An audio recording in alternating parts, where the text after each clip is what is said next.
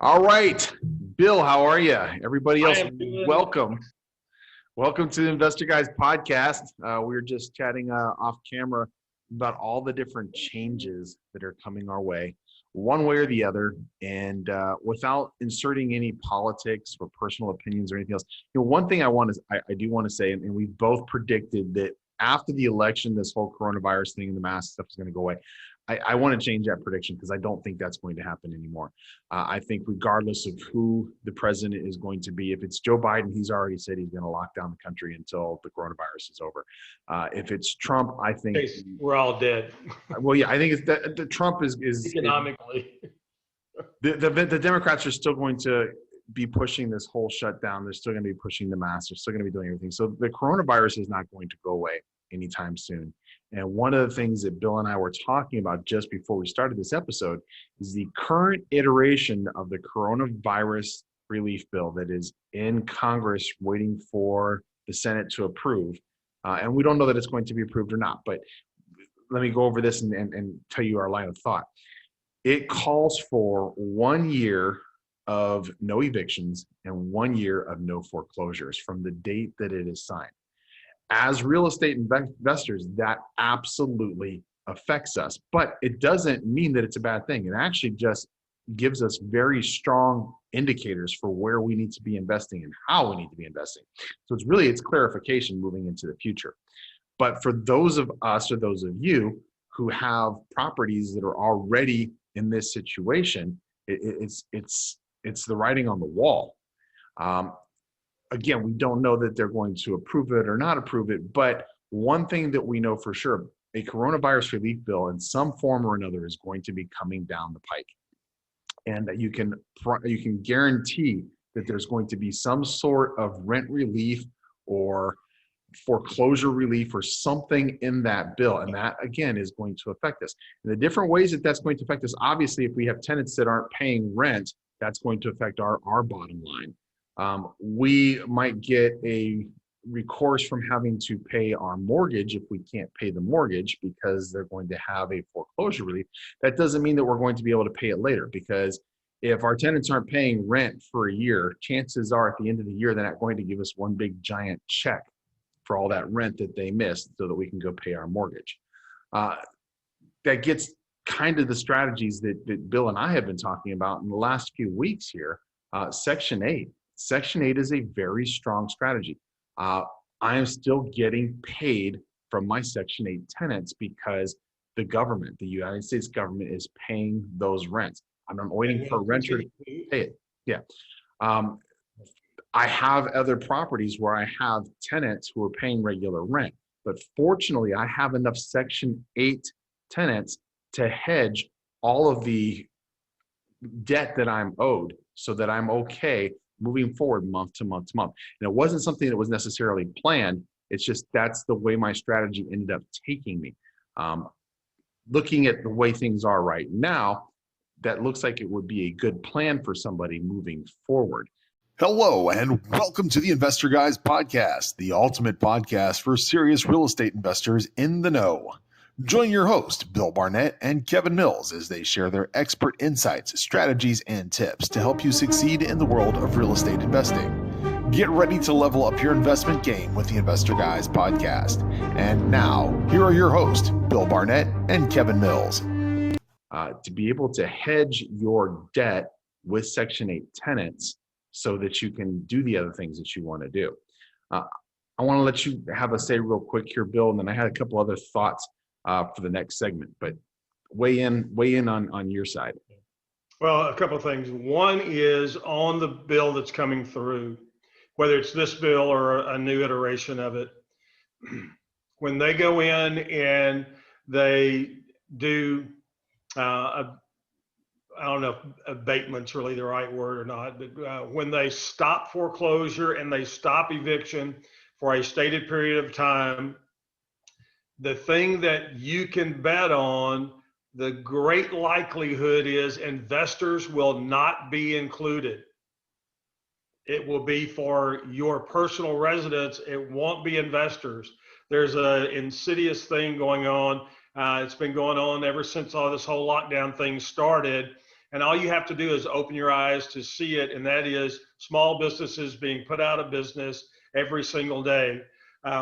There is a side that wants the government to control everything. And part of that, part of the way to help get rid of small business, and most small businesses, I haven't seen a statistical breakdown on this yet, but I'd be willing to bet the greatest majority of individually owned businesses, the business type, are these restaurants. And they've talked about the incredible number of restaurants that have closed their doors and are not likely to ever open their doors again. But of course, that's not McDonald's, and that's not all the big chains. And same thing with mom and pop grocery stores. They're dropping like flies. Why? Because they were being imposed upon. Walmart wasn't being imposed upon. And so this is all about big business and control, because a lot easier to control a few businesses than it is to control millions. And I think this single family investor is going to be left out of this equation completely. Now, I wish they would get to a point where we could just have all of these bills, doesn't matter which side you're on, all of these bills have, they call them pork bills. The bill is, gee, we're going to give $1 trillion to make masks, as an example. Oh, but in there also, as we famously saw in the last bill that passed, was the bill for updating the Kennedy Center. 24 minutes. So there's one of the things that the president's been trying to do is to say, no, let's focus on what this bill is. If you want to do a bill for the Kennedy Center, you want to do a bill for anything else, fine, go do that bill. This is a bill about the coronavirus, and let's do that. And I don't think that'll ever happen because the deep state's too big and the system is too entrenched. Yeah, but it needs to happen. And the coronavirus bill needs to be separate from, they want to give a monetary incentive for you to be able to pay your rent. I'd much rather see that than simply say, hey, you know what, we're gonna halt evictions for non-rent payment for a year, because we saw this in the foreclosure debacle under Obama. And Kevin, we saw it mainly in Florida, where there was an 18-month freeze on foreclosures, and a ton of people that had the ability to pay and typically paid stopped paying their property, stopped paying their mortgage payment because they're like, I can't get evicted. Let's pick that up after this. Let's pick that up after this break. We've got a break that we're going to come up on, and we'll pick up right there. You are watching the Investor Guys podcast. The Investor Guys podcast will be back shortly. Absolution X. Lifestyle apparel like no other. Only at absolutionx.com. Get yours.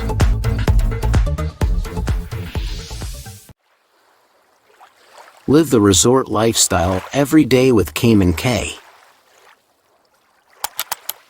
The perfect pieces for every wardrobe. Shop the entire Cayman K collection and find your favorites. Find all our styles at caymank.com. You were talking about Florida. One of the things that I noticed when we got here is one of the things that 18-month moratorium on evictions set the table for here in Florida was making it more difficult for people to get apartments, because those people who didn't pay for 18 months, they ended up with unlawful detainer judgments on their record. Most places here now require, and this is odd because in California we don't do this. They require a first and last month's rent and a security deposit, and you might end up having to pay $4,000, $5,000, $6,000 to move into a apartment that's going to cost you $1,000 a month, because they are trying to make sure that they don't get stung again in a situation like that. That causes a problem for many people. Texas as well. Many people who are trying to rent $1,000 apartment have to come up with $6,000 in order to move in. That's crazy. Also, if you have the slightest poor credit, or if you have an eviction or anything else, forget it. You're going to possibly be able to get a really ratty apartment that's going to cost you 5 or 6 times as much as it's worth, because they know that they have you over a barrel, and that's the only way you're going to be able to rent something. It has created problems that are still lasting. We're more than 10 years out on that 2008 debacle, and we're still seeing the effects of that and how it has changed the market. And fortunately, I don't have to deal with that, but it is something that affects the economy. It is something that affects people. And we're going to be seeing that. And that's why Bill and I wanted to do this show. We're going to be seeing that happening in the years to come. And coronavirus is honestly, it's a catalyst that is bringing a lot of these different things to bear. And regardless of who becomes the president in January of 2021, when they actually take office, or when they're elected in November, it's unfortunately, it's not going to go away. We might see it not get as bad, but it is still going to be a situation that's out there. And being prepared for what is to come is going to be key to our success or our demise moving forward. Yeah. And I think I got no problem with us helping people, none whatsoever. But I think it should be people that we mentioned, the restaurants that have shut down. So if you own a restaurant and it's been shut down, and you had 50 people that were employed there, then you and those people ought to have the benefit of that eviction protection and foreclosure protection. I don't have any issues with that, but it's going to likely be, as it was before, a blanket program, and that's going to create problems in a lot of cases where problems don't exist. So all of this points right back to where is the safest place to be today in the real estate market, and should this happen again? Because look, don't kid yourself. Now that the politicians have understood that they can get the American people to kowtow to a virus that's over 99% survivable, we're going to see this again next year, whether it's Corona 20 or whether it's, Fred's Irish pub flu. It doesn't matter. There's going to be something again pop up till they get total control, they being the government, whoever that is, till they get total control of us, and we're allowing that to happen. So there's going to be other stuff pop up. Now, how do you play that to your favor? You look at Section 8 property, because that's going to be an explosion in our market going forward. And again, it gives government control. But what you and I have to do while we still have the opportunities to do that is get involved in the flow of that money. How do you do that? You go out and get Section 8 property. That's what we're going to be doing in Cleveland in November. So make sure that you jump over to investorguyspodcast.com. You read all about the event there. I'm not going to get too heavy into that right now, but you need to be aware that if you are involved in government housing, it is going to be the safest place to be in the real estate market going forward, just like it was when the shutdown started. And what started this whole conversation and this podcast was Kevin and I having a private conversation about real estate holdings and how they were affected once the shutdown happened. And his comment to me when I asked about his holdings were, they haven't been affected at all. And I was like, wow, what an eye opener that was that we're going through. So this is what we're stressing, and it's every major market in the country is underserviced in the Section 8 prospect. And so you take a look at, we'll tell you all the ins and outs of it. And there's a lot of myths out there about what it is and what it isn't. We'll explain all of that. There really is a lot of misinformation. Yeah, there's a ton of misinformation about Section 8. It is one of the single most attractive things that you can possibly do in the rental market right now, period, bar none, end of story. And once you understand how it works, why it works the way it does, and the type of returns that you can make, you're going to go, Why have I been hearing everybody else? Don't know, don't care. You got two guys here that are preaching to you every single week, multiple times. This is where you need to be looking. We'll help you get there, just like it's what we're doing. So we'll help you get there. And we're going to talk about a little more about that in just a minute. We're going to come back from a break, and we're going to talk about how you're going to actually be able to see that real time working for you in one of our buyers events. But I also want to keep covering what we're talking about because it is very important. And we're going to pick that up in just a second. You are watching the Investor Guys podcast. Live the resort lifestyle every day with Cayman K.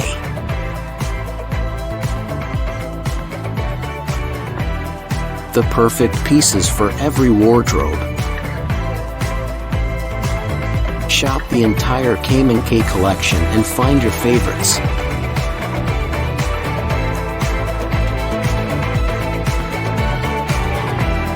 Find all our styles at CaymanK.com. Absolution X.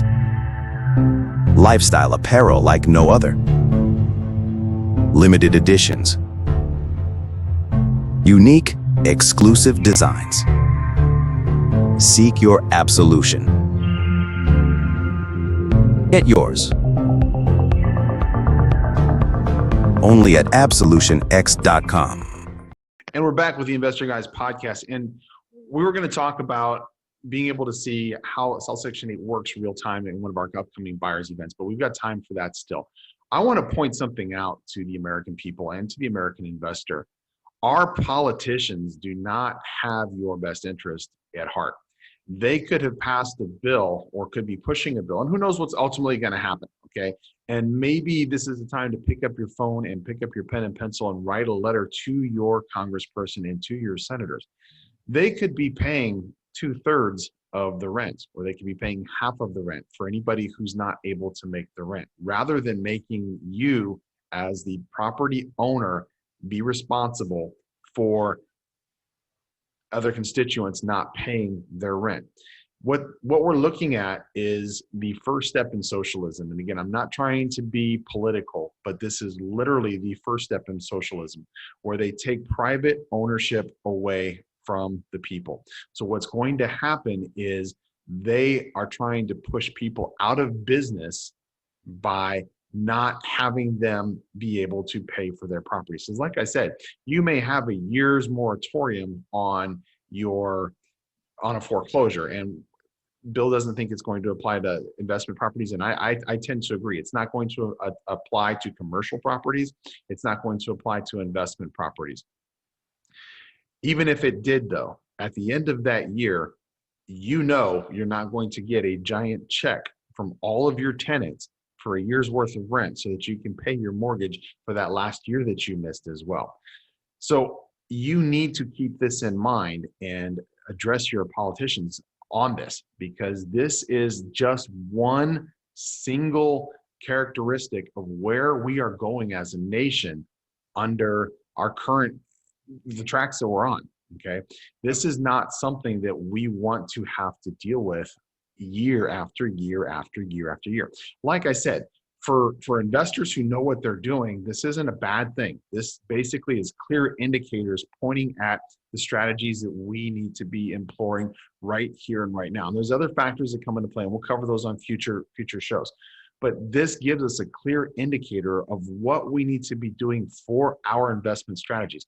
Like I said, the investment strategy that I chose, I am heavily invested in Section 8 cash flow properties, so that any other properties that I have that I'm not cash flowing on right now, I'm still hedged. I'm still good. I don't have an issue with having to worry about whether I'm going to make those payments on those other properties. I may have to tighten my belt a little bit and go on a few less vacations. Right now, it doesn't look like the situation, but my point is I'm not going to lose everything because I'm not getting my rent payments. We have different programs that Bill and I do that we go, they're called buyers events, and we go to different locations across the country. And some of the locations that we go to, our primary focus, like Cleveland, is Section 8. And when we do a buyers event, we actually show you real time on the ground in that city, how the programs work, the types of properties that we're looking at, the types of things we're trying to do with the properties, the areas to buy in, not to buy in. This is the time to start focusing on, whether you're taking our course or not, start focusing on strategies that are going to be future proof. I guess I don't even want to say recession proof, because it's future proof, because our market normally goes through recessions, and it's not something that surprises us if we know what we're doing. But the game is changing. They're literally knocking all the pieces off of the board and changing the game. And unfortunately, we don't have a choice but to play the game the way they're telling us we have to play it. And so when you're doing that, you want to look at, we've made this comment in previous episodes about who is the single greatest tenant on the planet. And when we say Section 8, you may think, no. But when we say Section 8, what you have to understand is who that tenant is. It's not the person living in the property. It's the federal government. So if I'm going to do business with somebody, I want to get paid to do business with them. If I'm doing business with the single richest entity on the planet, I've got the greatest likelihood that I'm going to continue to get paid no matter what else is going on. And this is the thing that we're trying to stress to you. No matter if we go back into lockdown, guess what still happens with Section 8 tenants? You may not be able to pay your rent. I may not be able to pay mine. Kevin may not be able to pay his, but the Section 8 tenants can, because it's the government. They're making the payment. So that's who I want to do business with. I want to get in the flow of money from the biggest producer and spender of money on the planet, and somebody that I can rely on and count on to get my rent to me paid. And that's the federal government. And that's how we do that, is through Section 8. And I've had this conversation with a lot of different people in the past. I personally don't think that we should be giving handouts to everybody. I personally don't agree with welfare and the Section 8 programs and food stamps and everything else. I think that there's a better way to do it. I think my philosophy through life has always been, and that applies to real estate, is teach a man to fish, don't give the man a fish. If you teach him to fish, you feed him for a lifetime. I would rather see our money and our efforts being spent doing those things. But the programs exist. And if they exist, then we should be able to take advantage of them. And we should not have any personal issues with that. The money is out there, and it's just legally, we are entitled to it just the same as anybody else. This is our tax dollars coming back to us, okay?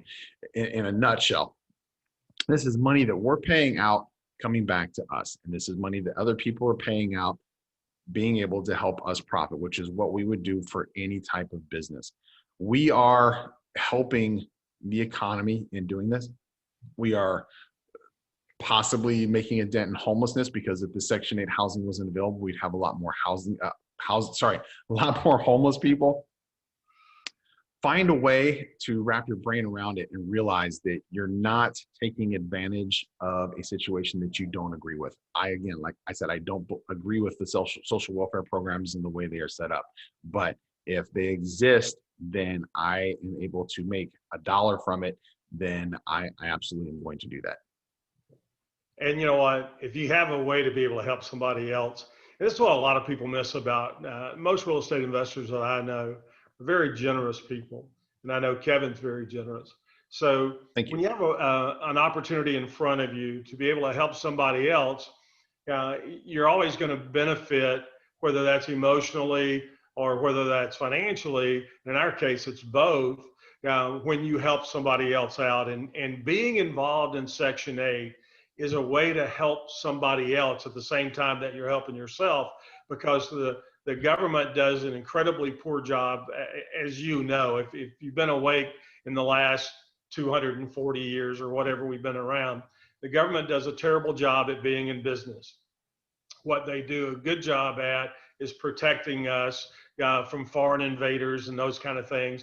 But running business is terrible for them. One of the great examples of that is there was the old place out in Nevada where prostitution is legal, the ranch or something like that.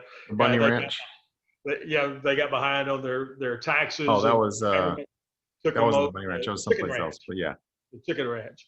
The government took this house of prostitution over in the state of Nevada, and it was shut down within about 2 years because they couldn't make it run profitably. There's a lot of jokes with that, but it's just to highlight that, hey, the government doesn't know how to be in business, but they do know how to do certain things. And one of those things is to incent you and I to go do the things that they can't do correctly. And so Section 8 is one of those great ways that they incent us to do that. I know we're running way over. I'm going to hush. Yeah, and we'll go ahead and wrap up. I think there's enough to talk about that we can cover a lot of things in the next few shows, because I also want to cover being able to hedge ourselves with other projects.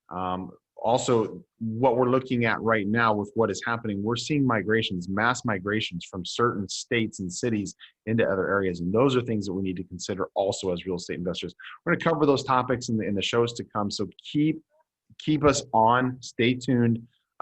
We are on every day, Monday through Friday, 12 noon on YouTube Live, on Facebook, and podcast platforms everywhere. So tune in, watch us. If you don't catch us live, then you can catch us recorded, okay? But pay attention, because we've got a lot of changes coming up. I'm going to go ahead and wrap this up. We'll talk to you later. Investor Guys Podcast, thanks for joining us. We'll see you later. Thank you for tuning in to the Investor Guys podcast. We hope you enjoyed today's episode. Don't forget to subscribe and stay updated on the latest trends and insights in the world of real estate investing. Also, don't forget to check us out and see all of our episodes at theinvestorguyspodcast.com. Email us, contact@investorguyspodcast.com. Remember, the key to financial success lies in staying informed and taking action. Stay tuned for our next episode, and until then, happy investing.